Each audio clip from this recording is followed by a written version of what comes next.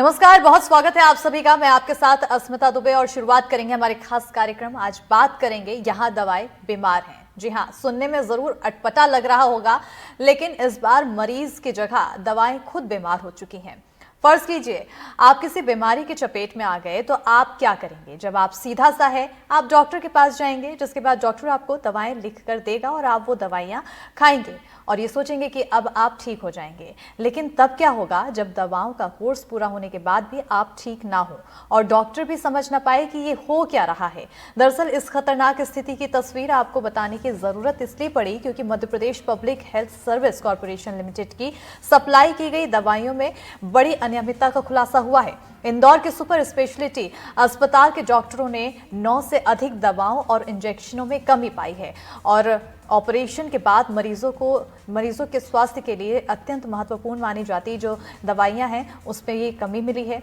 अब इस खुलासे के बाद राज्य में 9 दवाइयों के बड़े लॉट को प्रतिबंधित कर दिया गया है। दरअसल इंदौर के अस्पताल के अधीक्षक सुमित शुक्ला ने बताया है कि ऑपरेशन के बाद दी जाने वाली जीवन रक्षक दवाओं में गंभीर लापरवाही देखी गई है। इन दवाओं की जांच के लिए शासकीय ड्रग इंस्पेक्टर को बुलाया गया, जिसमें इंजेक्शनों में निर्धारित मात्रा से कम दवा पाई गई है और उनका इफेक्ट भी कम मिला है। और इस जांच के आधार पर इंदौर के एमजीएम मेडिकल कॉलेज ने अपनी रिपोर्ट तैयार की, जिसके बाद राज्य में 9 दवाओं के बड़े लॉट को प्रतिबंधित कर दिया गया है। पहले देखते हैं एक रिपोर्ट, फिर इसी मुद्दे पर चर्चा करेंगे।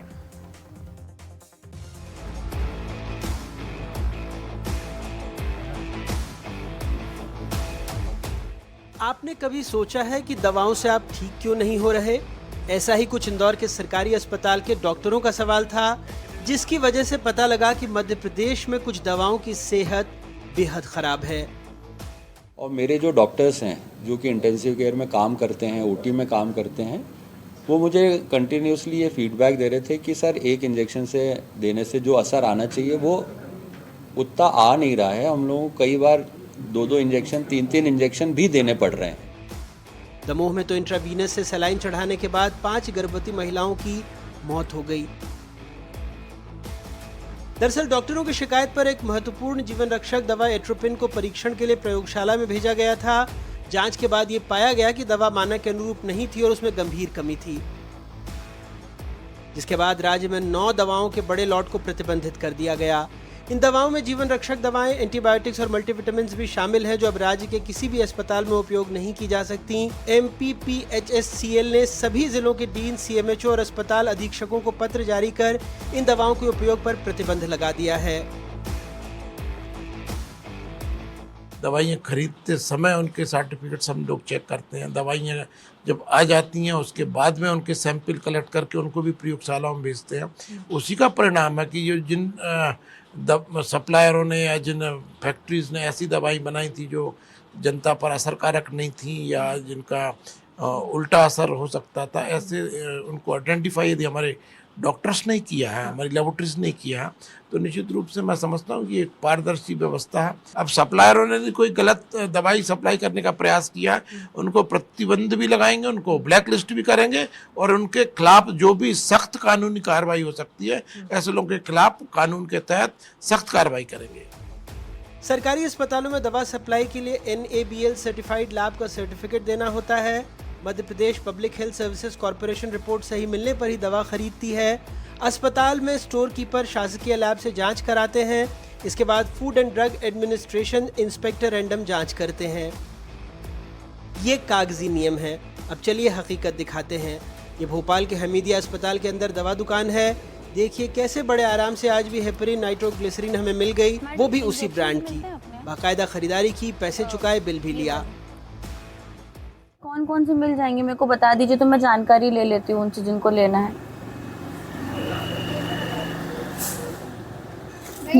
ये कौन से हैं?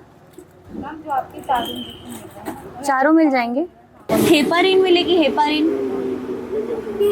हेपारिन है ना? ठीक है, ये तीनों दे दीजिए। 256 क्या नाम से पे करना है? एक्सपायर कौन सी वाली हुई है? पोटेशियम। अच्छा, डोपामाइन दे दी ना आपने? बिल रख दिया उसमें आपने?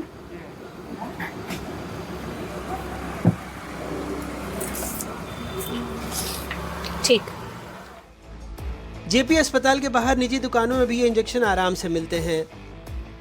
ये भैया इजीली मिल जाती दवाई अगर अपन ढूंढे तो? नहीं, ये क्या कम चलती है यहाँ पर। अच्छा, हाँ, डोपामाइन लगते हैं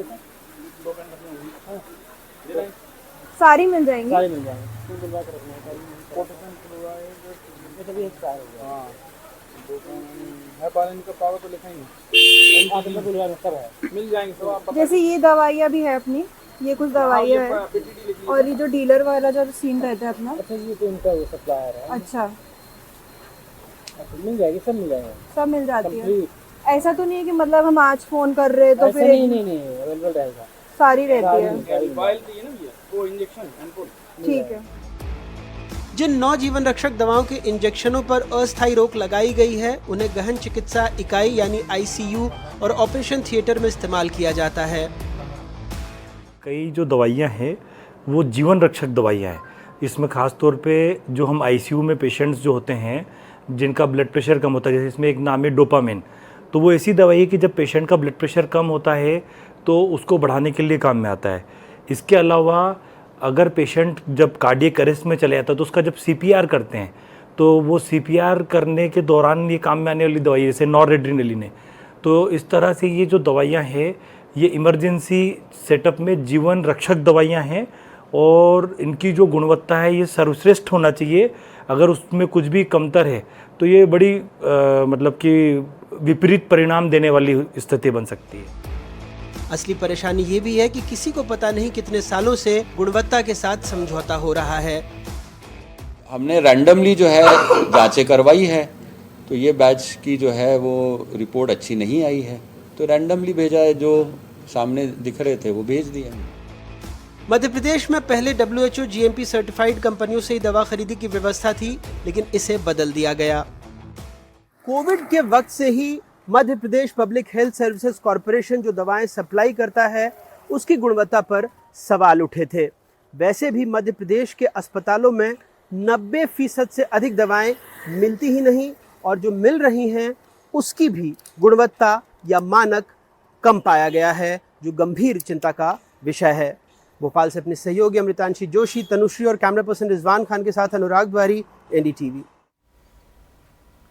तो ज़मीनी हकीकत देखी हमने कि आखिर किस तरह से मध्य प्रदेश में दवाइयों को लेकर स्थिति है, और ऐसी दवाइयाँ जो लोगों के लिए जीवन रक्षक साबित होती है, ब्लड प्रेशर से जुड़ी हुई एंटीबायोटिक्स और ऐसी तमाम दवाइयाँ जो आईसीयू के बाद यूज़ कराई जाती है, उसमें खामियां मिली है। इसी पर चर्चा के लिए हमारे साथ खास पैनल जुड़ चुका है। डॉक्टर प्रभाकर तिवारी जो कि भोपाल से MHO हैं, और डॉक्टर साक्षी मनचंदा मेदांता लखनऊ से हमारे साथ जुड़ी, और doctor Kanishk Kumar metro hospital Noida से, और अनुराग द्वारी रेजिडेंट एडिटर हमारे सहयोगी जुड़ चुके हैं। सभी खास मेहमान यहाँ पर जुड़ चुके हैं। आप सभी का बहुत स्वागत है, क्योंकि हमने पूरी रिपोर्ट दिखाई है। अनुराग, आप ही की रिपोर्ट और आप ही ने ज़मीनी हकीकत देखी, ऐसे में मैं चाहूँगी कि सबसे पहले इसकी जानकारी दी जाए कि कितनी ज़्यादा खामियां हमें ज़मीनी स्तर पर देखने को मिल रही है, क्योंकि गंभीर विषय है। हम अक्सर ये तस्वीरें दिखाते हैं कि जर्जर अस्पताल, लेकिन यहाँ तो दवाइयाँ ही जर्जर नज़र आ रही हैं। बिल्कुल अस्मिता, और हमारे साथ जो पैनल है बहुत ही विद्वान डॉक्टर्स हैं। हम भी चाहेंगे उनकी बात सुने और उनसे समझने की कोशिश करें कि जब ये दवाएं सब स्टैंडर्ड होती हैं, जब ऑपरेशन थिएटर में आईसीयू में कोई मरीज़ रहता है और जब वो दवाएं लिखते हैं और ये दवाएं काम नहीं करती, डॉक्टर्स की कोई गलती नहीं है, पर जिस तरह से दवाएं प्रोक्योर की जा रही हैं और जिस तरह से सब स्टैंडर्ड दवाएँ वहाँ तक पहुँच रही हैं, तो ऐसे में मरीज़ों की क्या हालत होती होगी। और देखिए, एक बात डॉक्टर साहब ने और बड़ी अच्छी कही हमारी रिपोर्ट के दौरान ही, कि ये तो एक रैंडम सैंपल था जो उन्होंने उठाया और इसकी जांच हो गई। तो उसका क्या, जैसे मैंने अपनी खबर में बताया कि कोविड के वक्त से ही बहुत सारी ऐसी खबरें हमको मिल रही थी कि कुछ दवाएं सब स्टैंडर्ड खरीदी जा रही हैं, तो जिन मरीजों पर इसका प्रतिकूल प्रभाव पड़ा होगा उसका क्या। और इन जो हमारे जो पैनल में बहुत ही विद्वान डॉक्टर्स हैं, उनसे समझना चाहेंगे कि ऐसे में उनके लिए ये पेशा कितना चैलेंजिंग हो जाता है जब वो जिन दवाओं को लिख रहे हैं और उसका असर नहीं हो रहा। और ये दवाएं वही दवाएं हैं जो सरकार खरीदकर इन सरकारी अस्पतालों में सप्लाई कर रही है। बिल्कुल, कहीं ना कहीं ये बहुत ही गंभीर। और डॉक्टर प्रभाकर तिवारी जी, सबसे पहले आप ही से जानते हैं, क्योंकि जो सवाल पूछे गए अनुराग जी द्वारा, जो सवाल उठाए गए हैं उसका जवाब, क्योंकि भोपाल से आप जुड़े हुए हैं और भोपाल की हमने हकीकत भी दिखाई है, ऐसे में कितना प्रभाव पड़ता है। देखिए, दो अलग अलग चीज़ें हैं। एक तो यह है जो सरकारी व्यवस्था से औषधियाँ और उपभोज्य सामग्री उपलब्ध कराई जाती है, और दूसरा है जो सामग्री डायरेक्टली सेल के लिए अवेलेबल होती है मेडिकल स्टोर्स, चाहे वो फुटकर मेडिकल स्टोर हो, चाहे वो थोक मेडिकल स्टोर हो। तो जहाँ तक बात कॉरपोरेशन की हो, हम काफ़ी समय से आप देख रहे हैं कि विशेषकर जो 9 औषधियाँ हैं जिनको सब स्टैंडर्ड या अमानक मानकर जिनको रोक लगाई गई है, उसमें एक चीज़ बड़ी स्पष्ट है। अगर हम देखें तो जहाँ पर भी ये सप्लाई होती है, जो पहली जगह ये पहुँचती है वही इसका सैंपल लेकर फिर से टेस्टिंग के लिए भेजता है। मतलब ये टेस्टिंग ऐसा नहीं है कि पहली बार हो रही है। तो हमारे पास एक स्टैंडर्ड है, जिस स्टैंडर्ड को इसको फॉलो करना चाहिए। जिस भी संस्था में पहले पहुंचे उसने सैंपल भेजा, और जब ये सैंपल पास हो जाता है तभी इसका उपयोग प्रारंभ होता है। और एक और चीज़ है, ये जो सब स्टैंडर्ड पाई गई है, ऐसा नहीं है कि पूरा की पूरा लाट, एक पर्टिकुलर बैच में कुछ दवाइयों को पाया गया है जिसके कारण वो पूरा के पूरा बैच रिजेक्ट हो गया है। तो पहली चीज तो यह है कि इनका उपयोग ही नहीं हुआ, उपयोग होने के पहले ही इनको उपयोग से बाहर कर दिया जा रहा है। दूसरी चीज रही बात इसकी कि क्या प्राइवेट में जो औषधियाँ उपलब्ध हो, चाहे वो ब्रांडेड हो चाहे वो जेनरिक हो, वो स्टैंडर्ड की है कि नहीं है।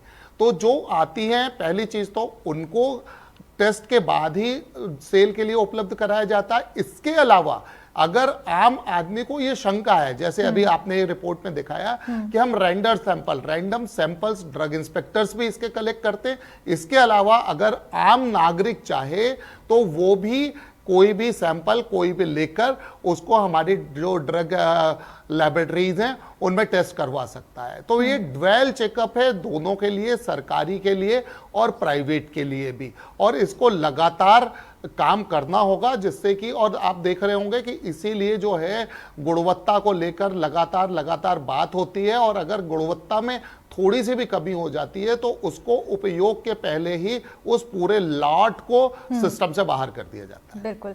डॉक्टर साक्षी मनचंदा जी, क्योंकि जब भी हम दवाई लिखते हैं उसका उपचार शुरू हो जाता है, इस्तेमाल में आने लग जाती है।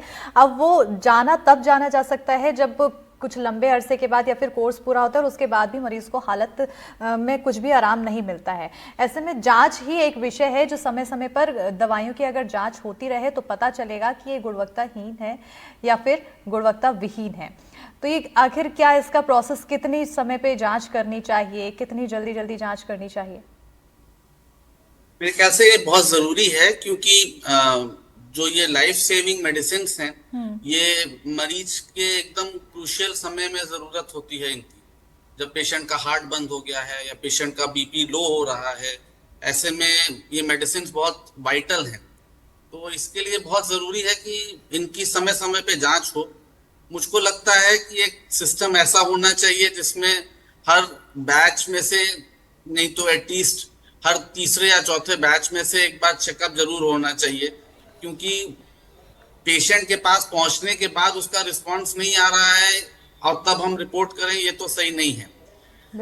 हमको उसकी जांच जैसे बता रहे थे कि पहले ही हो जानी चाहिए, और अगर उसमें लॉट में कुछ भी गड़बड़ है तो उसको बाहर कर देना चाहिए और ऐसी कंपनीज को ही ब्लैकलिस्ट कर देना चाहिए, और इनसे फिर कभी भी दोबारा ऑर्डर इनको नहीं मिलना चाहिए, ऐसा मुझको लगता है। क्योंकि ये अगर आपने इसमें स्टैंडर्ड दवा नहीं दी है, आप इंजेक्शन दे रहे हो, बीपी पेशेंट का बढ़ नहीं रहा है, पेशेंट की अचानक से दिल बंद हो सकता है, उसकी डेथ हो सकती है। तो गुणवत्ता तो बहुत जरूरी है, ये क्रूशियल मेडिसिन है। गुणवत्ता बेहद ही ज़रूरी है और इसको ध्यान में रखना चाहिए। Doctor Ganeshwar Kumar ji metro hospital Noida से जुड़े हैं सर, क्योंकि जिस तरह से हम अब हालात देख रहे हैं, कहीं ना कहीं पूरे देश भर में ऐसी स्थिति होगी। ये मध्य प्रदेश का आंकड़ा हमने दिखाया, नोएडा में भी स्थिति अगर होगी ऐसी, तो अगर जब मरीज़ आता है उनको गुणवत्ता विहीन दवाइयाँ मिलती हैं, कितने समय बाद पता चलता है कि उनकी स्थिति में सुधार नहीं हो रहा है और उससे कितना ज़्यादा असर मरीज़ पर पड़ सकता है? जैसे कि हमारे बाकी दोनों सीनियर डॉक्टर्स ने बताया, जो लखनऊ से हैं, मध्य प्रदेश से हैं, कि ये तो ऐसी चीज है कि असर तो उसी समय पेशेंट को होगा ही नहीं, तो उसकी जान जाने का खतरा रहता है। बिल्कुल। क्योंकि मैं एक प्राइवेट हॉस्पिटल से बिलोंग करता हूँ, और ये कहीं ना कहीं हमारे दिमाग में कभी आती ही नहीं है कि ये बैचेस जो है वो खराब भी हो सकते हैं। एज ए डॉक्टर मैं अगर बात करूं, क्योंकि हम लोग कभी इसके बारे में सोचते नहीं और ना ही कभी डील करते हैं इन चीज़ों से कि कब बैच की चेकिंग होगी, और इसके लिए एक अलग से टीम होती है जो नियुक्त होती है और वो सक्षम तरीके से उसको करती रहती है। और हम बिलीव करते हैं ज़्यादातर अच्छे ब्रांड्स की जो दवाइयां हैं उसको यूज़ करने के लिए, बिकॉज जो रिलायबल ब्रांड्स हैं अगर हम उसको यूज़ करें तो फिर ऐसे होने के चांसेस नेग्लिजिबल हो जाते हैं। रही बात अगर चेकिंग की, अगर आप कोई न्यू ब्रांड ले रहे हैं, आप उस पर भरोसा कर रहे हैं, तो उसकी ज़्यादा फ्रीक्वेंसी में चेकअप होनी चाहिए। और अगर बड़े बड़े ब्रांड्स जो हैं उनको अगर आप यूज कर रहे हैं, मे बी थोड़ी कॉस्टली भी हो बट यूज कर रहे हैं, तो उसमें रिलायबिलिटी थोड़ी ज्यादा रहती है। बट चूंकि अगर आप मेरी एक्सपीरियंस की बात करें कि इस तरीके की कभी घटना घटी हो, तो लकीली मैं बड़ा फॉर्चुनेट हूँ कि इस तरीके की घटना जो हमारे हॉस्पिटल में ऐसी तो कभी मैंने फेस नहीं की है। जो भी हमने एक्सपेक्ट किया है वैसी रिजल्ट्स आती है। अगर नहीं आती है तो वो बैक्टीरियल इन्फेक्शन की वजह से, रेजिस्टेंस पैटर्न की वजह से नहीं आती है, जिसकी वजह से हम दवाई बदलते हैं और फिर इफेक्ट आ जाता है। सो ऑफ कोर्स अगर इस तरीके की बात हुई है तो हमें स्पेशली कॉशियस रहना है regarding the checking of the new brands which are getting involved in the hospital. बिल्कुल अनुराग जी, क्योंकि प्रोग्राम शुरू होने से पहले मेरी आपसे बातचीत हुई थी, उस दौरान भी आपने कई ऐसे सवाल बताए थे जो जहन में थे, तो मैं चाहूँगी कि आप अपने जहन के सवाल सभी सीनियर डॉक्टर से पूछें, क्योंकि बेहद ज़रूरी है इस सवाल में, इस प्रोग्राम में उन सवालों का उठना। बिल्कुल, मेरा ये सवाल तीनों डॉक्टर्स का है, क्योंकि डॉक्टर कनिष्क ने भी बहुत अच्छी बात कही कि, और बहुत गंभीर भी अपने आप में, क्योंकि बतौर डॉक्टर उनके मन में जो दवाई रहती है कोई शक शुबा नहीं रहता, वैसे ही बतौर मरीज़ या बतौर मरीज़ के तीमारदार। लेकिन देखिए, जो 9 दवाएं सरकार ने बैन की, होता क्या है, ये है हेपरिन और उसी ब्रांड का है जिसको सरकार ने बैन किया है, ये एक और दूसरा इंजेक्शन है और ये तीसरा इंजेक्शन है। ये तीनों दवाएं हमने लगभग 250 रुपये दे करके उसी हमीदिया अस्पताल के अंदर से खरीदी। डॉक्टर तिवारी भी जानते हैं कि कई बार जो अस्पताल की डिस्पेंसरी होती है उसमें दवाएं मिलती नहीं हैं। अब ऐसा है कि ये दवाएं तो मुझे अस्पताल के अंदर ही मिल गई, जो वहाँ पर ड्रग स्टोर था जो पैसे देकर हमने ख़रीदे, और ये उसी कंपनी की। अब मुझे नहीं पता कि इसका बैच सही है या नहीं है, पर मेरे मन में उस रिपोर्ट के बाद इसको लेकर शक शुबा है। अब दिक्कत ये होती है कि अगर मेरा मरीज़ जो कि आईसीयू में भर्ती है, मैं पहले इसके लॉट को चेक कराने जाऊंगा या उसको पहले दवा पहुंचाऊंगा, जो डॉक्टर दे रहे हैं मैं उनकी भी क्या गलती मानूं, उनको भी थोड़ी पता है कि ये दवा में असर है या नहीं है। अब इसके मानक अगर पूरे नहीं हो रहे हैं तो ये काम तो उस अस्पताल प्रबंधन का है, अगर सरकारी अस्पताल है तो सरकारी अस्पताल का है। तो मैं डॉक्टर साहब से जानना चाहूँगा, तीनों डॉक्टर से मेरा सवाल है, क्योंकि एक सरकारी में है, 2 निजी अस्पतालों में है, सर इसका मैकेनिज़्म क्या हो सकता है, हम कैसे पता कर सकते हैं?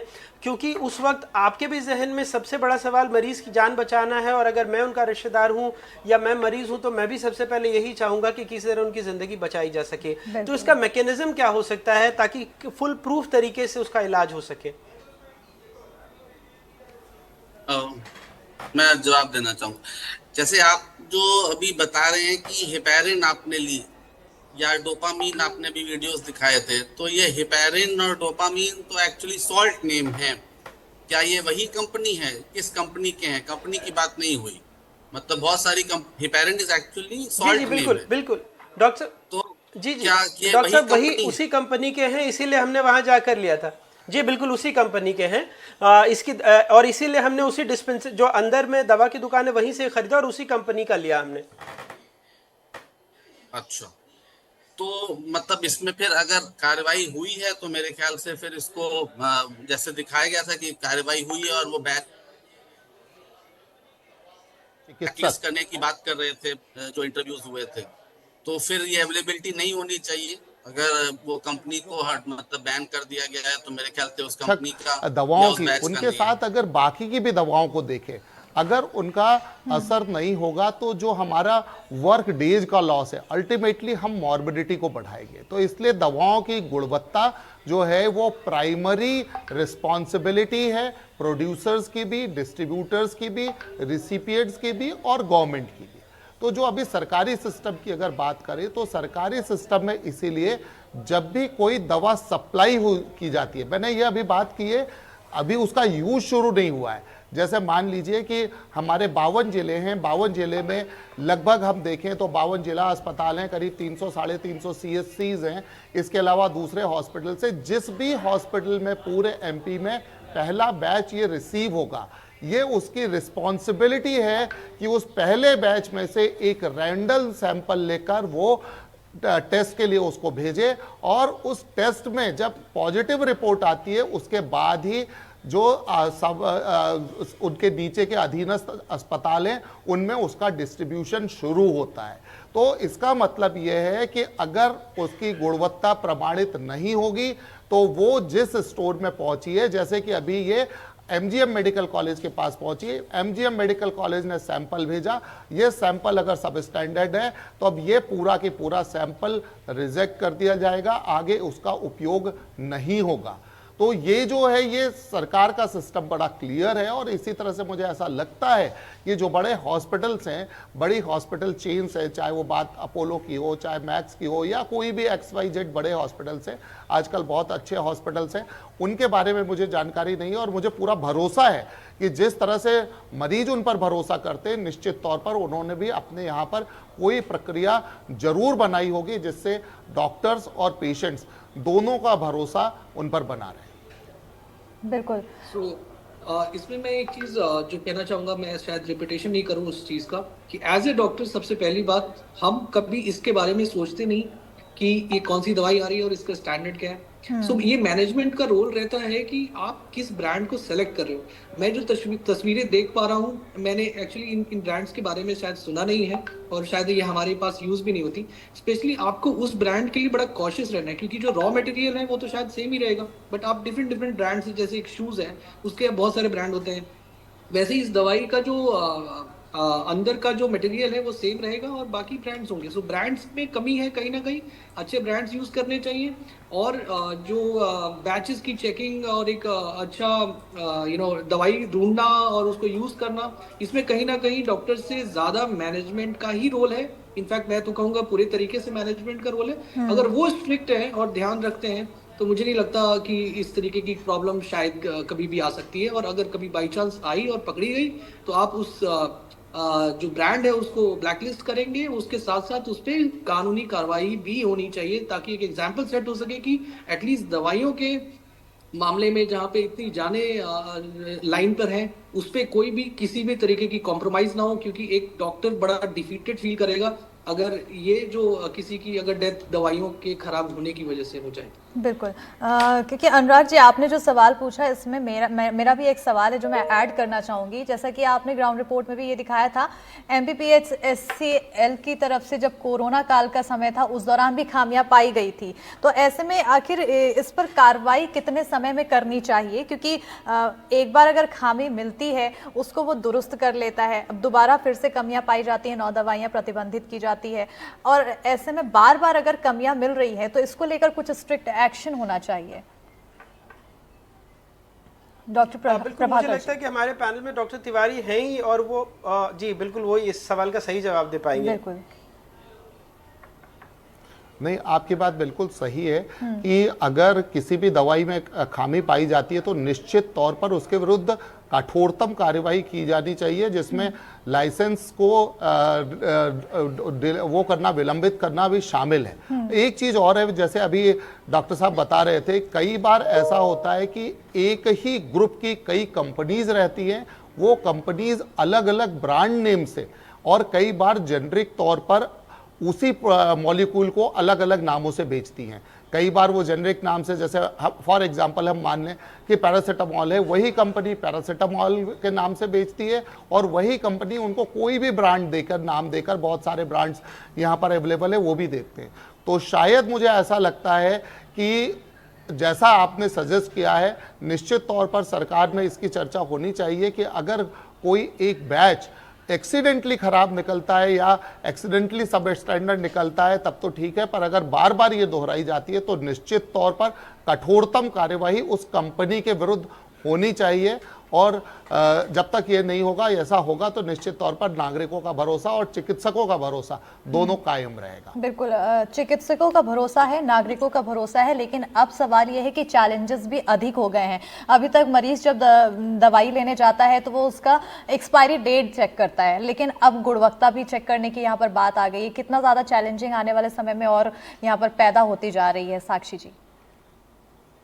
देखिए ये तो संभव नहीं है पेशेंट्स के लिए कि वो गुणवत्ता चेक कर सके। बिल्कुल, और तो ये डॉक्टर्स के तो लिए भी।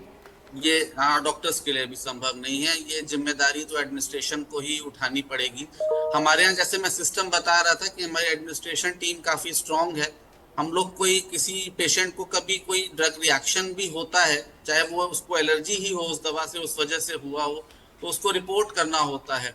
और हमने जब पूछा तो हमको एडमिनिस्ट्रेशन ने बताया कि हम लोग इस सारे ड्रग रिएक्शंस की एक लिस्ट भी बनाते हैं और ये भी देखते रहते हैं कि ऐसा तो नहीं है कि कोई एक पर्टिकुलर कंपनी की दवा से कोई प्रॉब्लम आ रही हो। हालांकि अभी तक ऐसा हुआ नहीं। तो मैंने पूछा कि अगर होगा तो क्या होगा, तो उन्होंने कहा कि अगर ऐसा होगा कि एक पर्टिकुलर दवा की कंपनी से एडवर्स रिएक्शंस अगर ज्यादा हो रहे हैं तो हम उस कंपनी की दवा लेना ही बंद कर देंगे, उसको ब्लैकलिस्ट कर देंगे।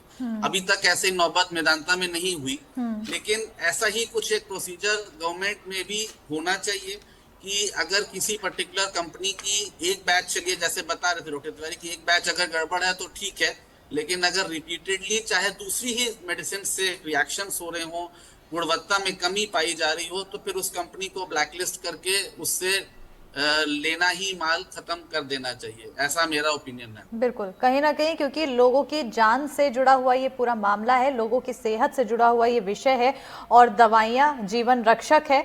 और अगर इसमें ही खामियां पाई जाती है तो खामी करने वालों पर स्ट्रिक्ट एक्शन की बहुत ज़्यादा ज़रूरत यहाँ पर बन जाती है। बहरहाल आप सभी मेहमानों का हमारे साथ जुड़ने के लिए बहुत बहुत शुक्रिया। डॉक्टर प्रभाकर जी, डॉक्टर साक्षी मनचंदा जी, डॉक्टर कनिष्क जी, द्वारी जी, हमारे साथ जुड़ने के लिए बहुत शुक्रिया।